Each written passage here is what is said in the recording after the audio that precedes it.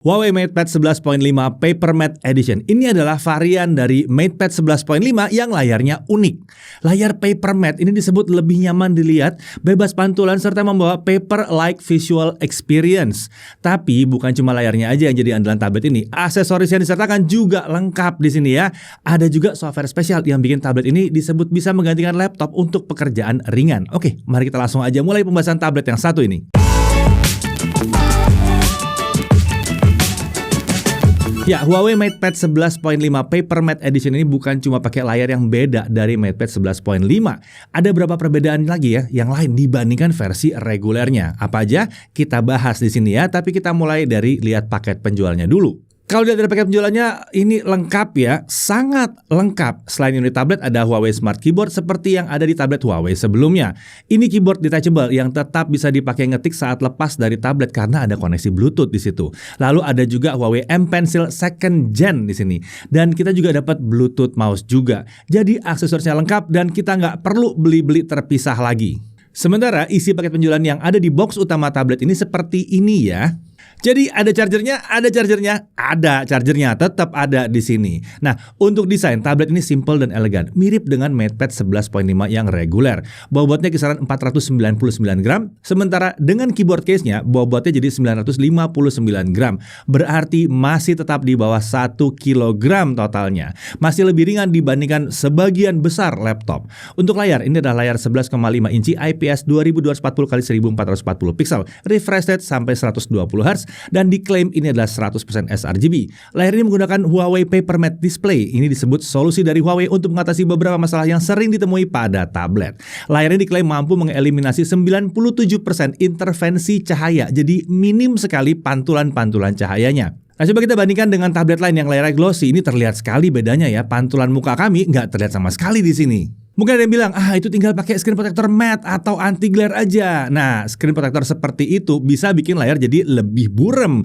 Dan terkadang bikin touch response turun kalau kualitasnya kurang tinggi. Sering ada bekas goresan stylus juga di situ ya. Hal-hal itu tidak dijumpai di MatePad 11.5 Paper Matte Edition ini. Karena ini nggak pakai lapisan di atas layar, tapi merupakan karakter dari si layarnya sendiri. Alias udah built-in. Jadi menurut Huawei ini lebih unggul dari tampilan, ketahanan, dan kepraktisannya dibandingkan screen protector yang third party. Selain itu, Paper Matte ini juga membuat pengalaman pakai stylus jadi terasa lebih natural karena rasanya jadi seperti nulis atau menggambar di atas kertas. Dan kemudian ada juga klaim kalau layar Paper Matte Edition ini lebih baik untuk kesehatan mata dan otak kita dibandingkan dengan layar yang glossy. Menurut klaimnya, dia bisa mengurangi kelelahan otak sampai 20% dan kelelahan mata sampai 41%. Selain dengan mengurangi refleksi, hal tadi juga bisa diklaim didapat dengan membuat layar bebas flicker serta juga mengurangi intensitas warna biru.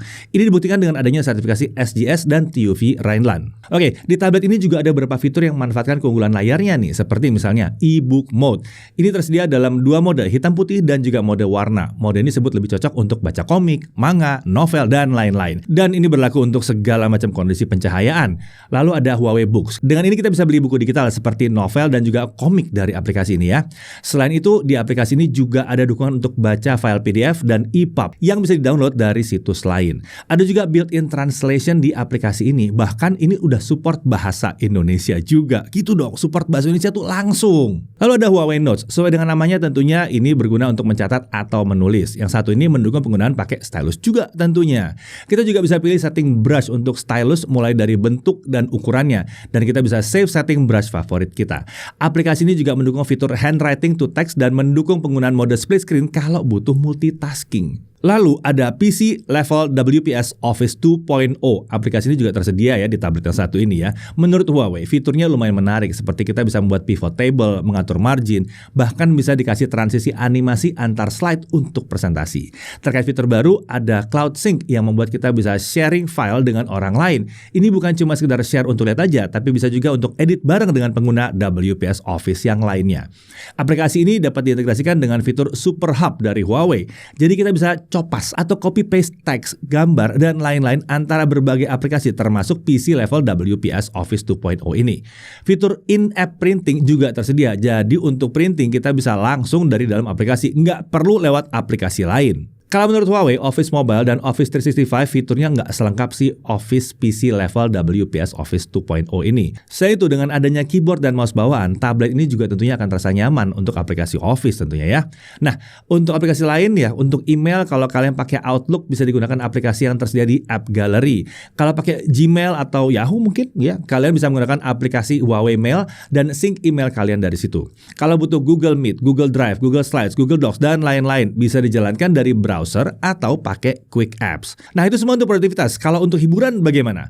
Untuk YouTube itu bisa via browser atau dari Quick Apps juga bisa. Sementara untuk aplikasi streaming seperti video, WeTV, Iki ini bisa download melalui App Gallery. Nah, untuk pengalaman menikmati hiburan yang lebih mantap, Huawei juga merilis TWS FreeBuds Pro 3. TWS ini punya daya tahan baterai up to 6,5 jam untuk sekali charge dan up to 31 jam kalau include baterai dari case-nya juga ya. TWS ini punya rating IP54 dan ANC atau Active Noise Cancellation juga ada di sini. Ya, jadi cocok kalau mau dipadukan dengan MatePad 11.5 Paper Matte Edition ini. Untuk detail lengkapnya dicek di deskripsi aja ya untuk benda yang satu ini. Nah, tablet yang satu ini juga mendukung super device dengan perangkat Huawei lain termasuk laptop. Jadi tablet ini bisa jadi monitor kedua dari sebuah laptop. Atau kalau mau transfer data lintas perangkat juga bisa dengan drag and drop saja. Di sini kami coba fitur tersebut dengan Huawei MateBook D14 2024 yang akan diluncurkan berbarengan dengan tablet yang satu ini. Laptop ini harga sekitar 8-10 jutaan tapi udah pakai prosesor Intel seri H yang performanya tentu tinggi. Untuk detailnya nanti tunggu dalam videonya MateBook D14 ini ya. Nah, balik lagi ke tablet, kita coba lihat spesifikasinya. SoC-nya pakai Qualcomm Snapdragon 7 Gen 1. Masih sama dengan MatePad 11.5 yang versi reguler. RAM-nya 8GB, storage-nya 256GB. Jadi di sini akhirnya storage-nya meningkat dari 128 ke 256. Untuk konektivitas dia Wi-Fi only dan untuk Wi-Fi-nya udah support sampai dengan Wi-Fi 6. Untuk kamera, ini ada kamera utama 13 MP plus kamera selfie 8 MP. Baterainya 7700 mAh. Local video playback dia untuk 1080p itu bisa sampai 21 jam 53 menit, hampir 22 jam. Nah, menurut kami udah oke banget untuk tablet dengan layar 11,5 inci.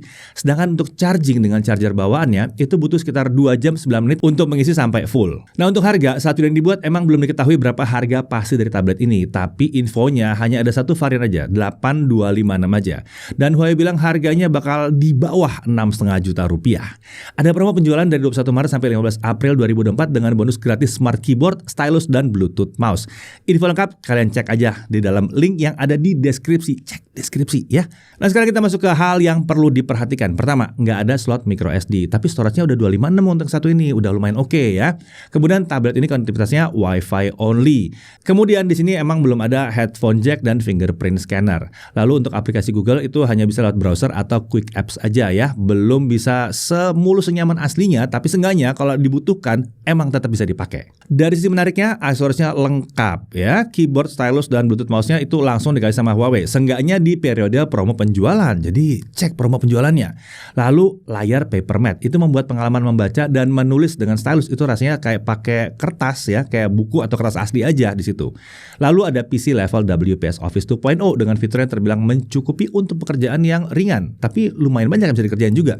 Lalu untuk baterai, awet banget.